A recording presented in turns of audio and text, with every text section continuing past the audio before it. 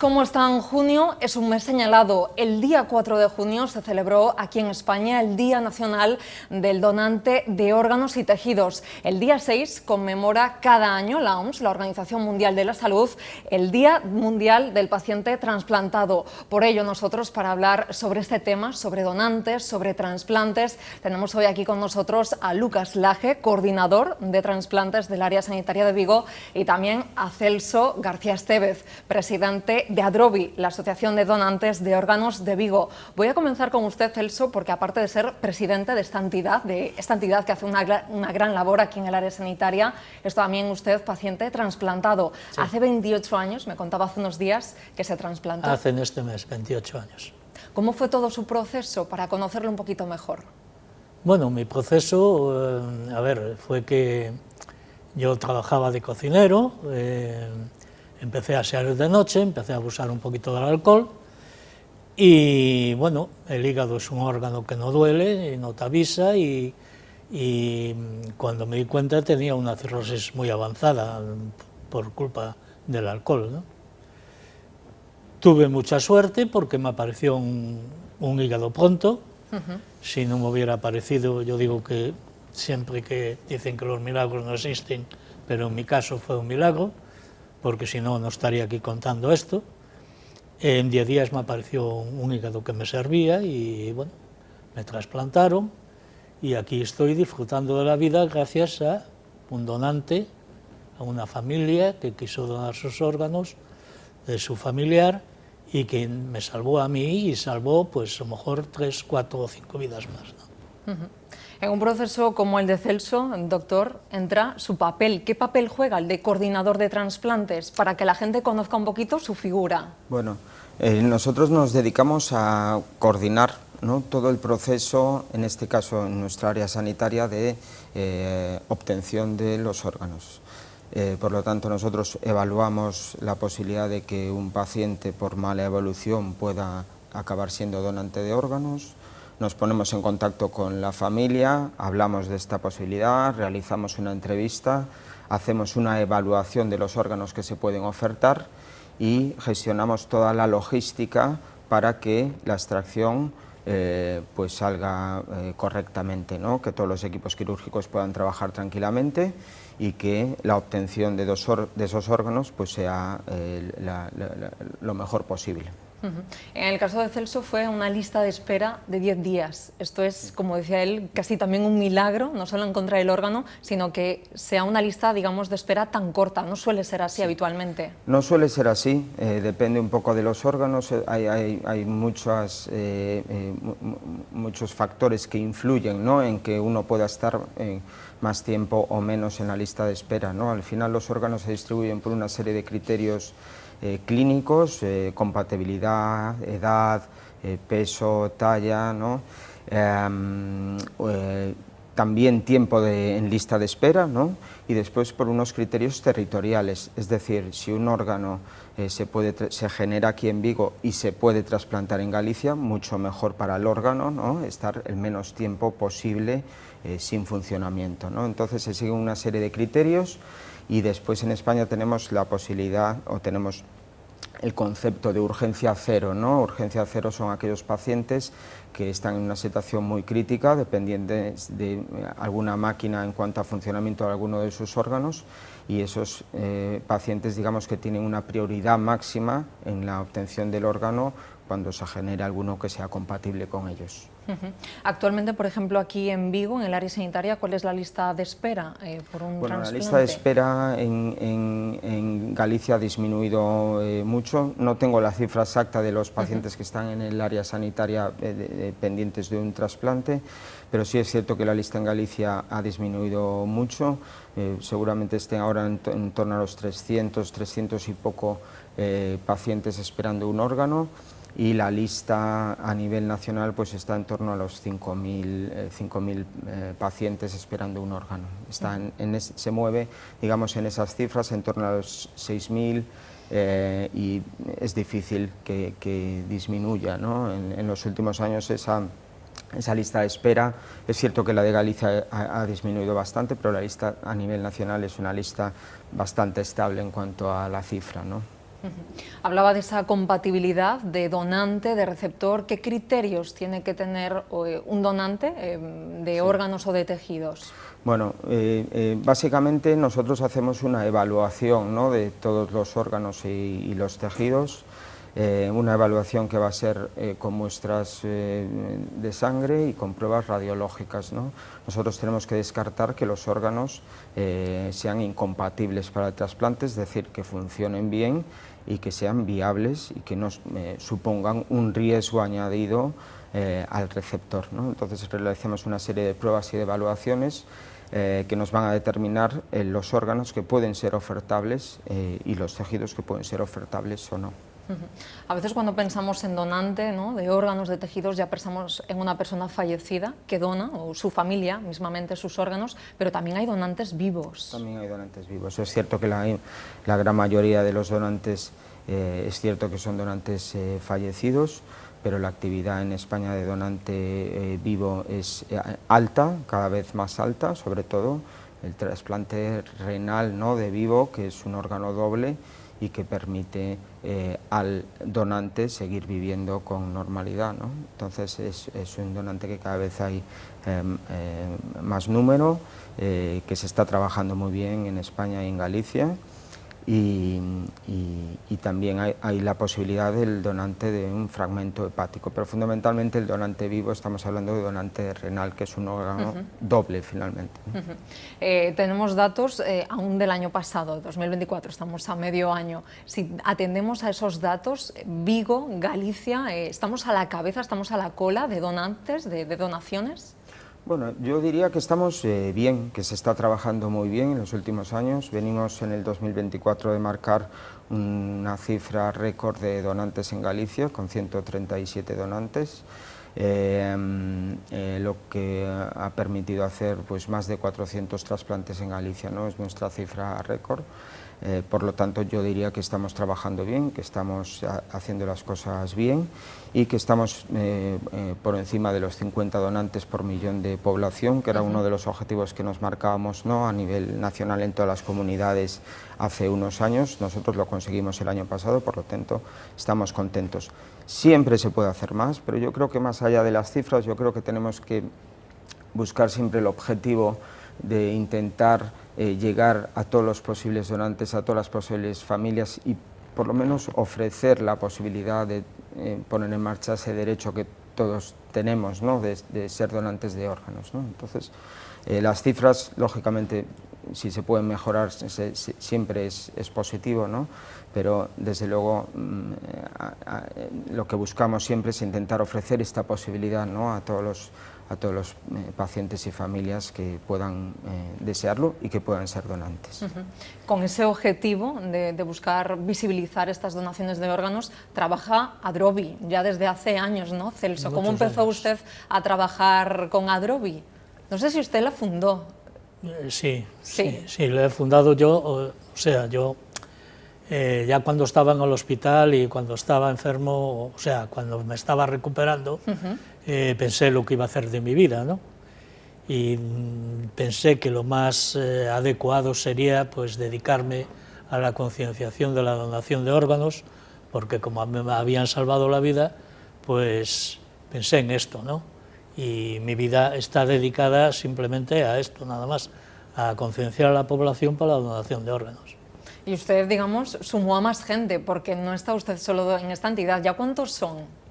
Bueno, no somos muchos ahora, fuimos muchos, pero ahora la verdad es que hay poca gente que ayude, ¿no? Pero sí, seguimos siendo unos 5 o 6 que estamos ahí involucrados, estamos trasplantados, y eso pues nos ayuda a tirar para adelante y mirar que la gente que está en diálisis pueda salir de diálisis, la gente que está enferma por falta de un hígado que le aparezca pronto. Eso a nosotros pues nos llena de orgullo, ¿no? Y en esa labor que hacen, ustedes se mueven por todo Vigo, en este caso también por toda el área sanitaria, por otros concellos. Sí, el área sanitaria de Vigo y Pontevedra. Nos dedicamos a donde nos necesiten, a veces nos llaman y por ahí estamos, siempre, centros comerciales, en la calle, bueno, donde sea. Y siempre con sus batas blancas, que le comentaba, hoy Sí. no venía con esa bata tan característica Sí, de nos los ponemos socios de Adroguy. la bata blanca por un motivo, simplemente porque a veces acompañamos a las unidades móviles y la gente, si ve a una persona de paisano, pues no le hace preguntas. Y si nos ve con la bata blanca, pues sí. Entonces nos hacen preguntas por la donación de sangre, por la donación de órganos, la manera de hacerlo más visible, ¿no? Leí hace unos días, doctor, que en los hospitales gallegos por primera vez se habían, digamos, exportado órganos para donaciones fuera de España. Sí, es cierto, fue el año pasado y bueno, no había receptores en España y nos ofrecieron la posibilidad de trabajar con 2 hospitales del norte de Italia. Y bueno, fue una experiencia muy satisfactoria.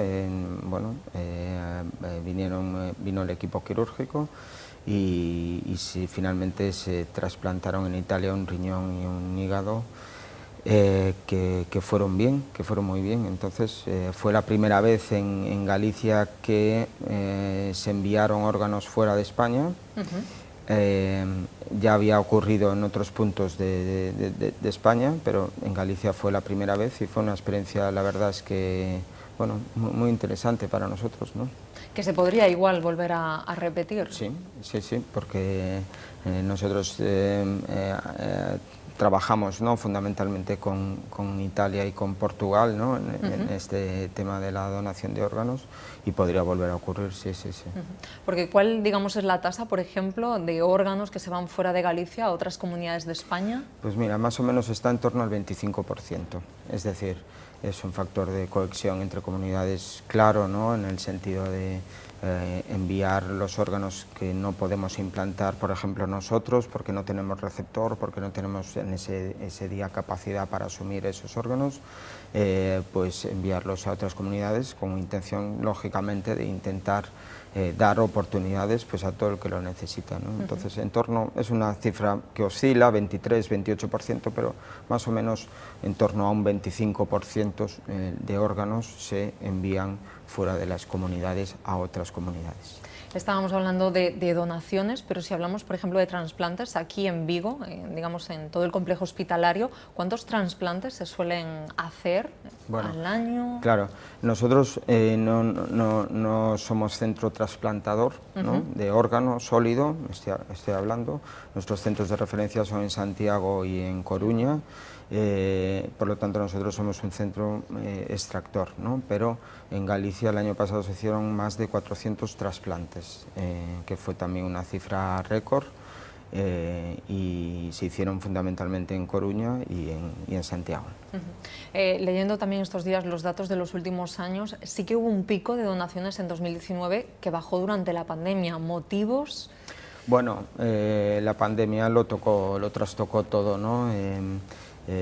Y lógicamente hubo que parar la actividad. Recuerdo que fueron, no sé si entre 3 o 4 meses, unos meses estuvo totalmente parada porque no había capacidad ni de quirófanos ni de camas de críticos para poder mantener la actividad, ¿no? Entonces hubo que reorientar todos los recursos al manejo de los pacientes con COVID, ¿no?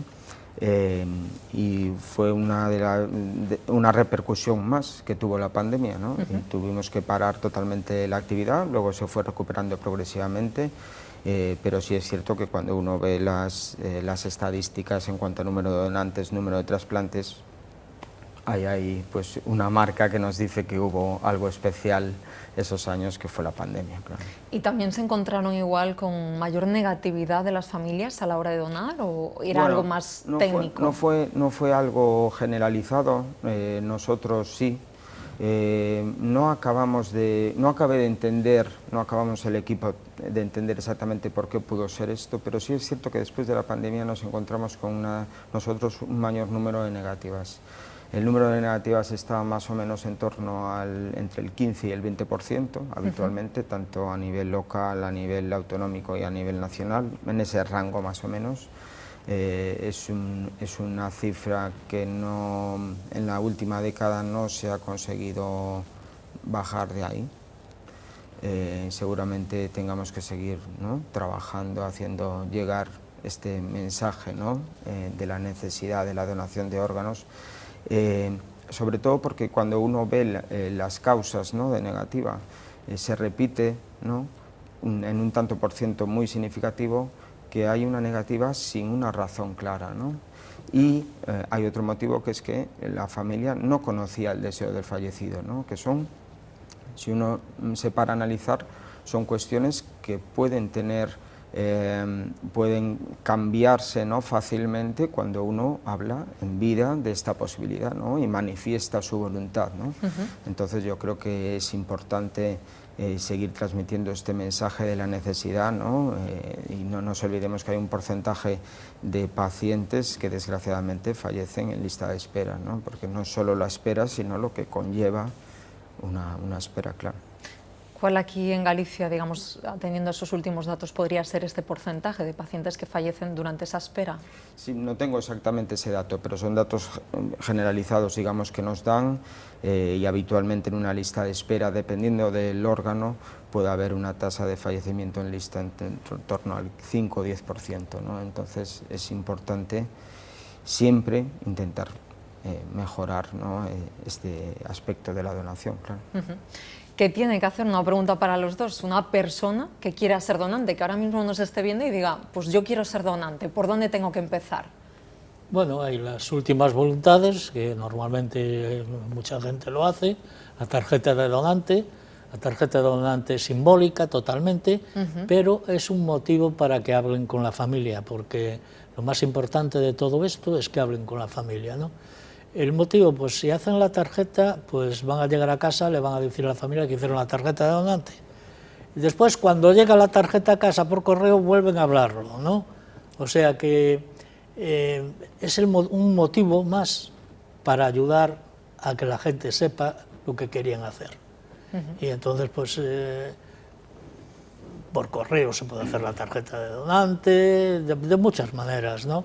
Ustedes, Celso, ayudan un poco a dar esa información y tramitan, sí, ¿no? nosotros tramitamos la tarjeta de donante, la mandamos a la oficina de trasplantes y bueno, nosotros lo que queremos más bien es que hablen con la familia.